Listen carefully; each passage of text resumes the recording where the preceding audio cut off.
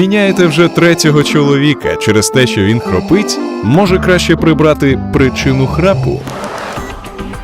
Ми визначимо ваш тип храпу і допоможемо його усунути.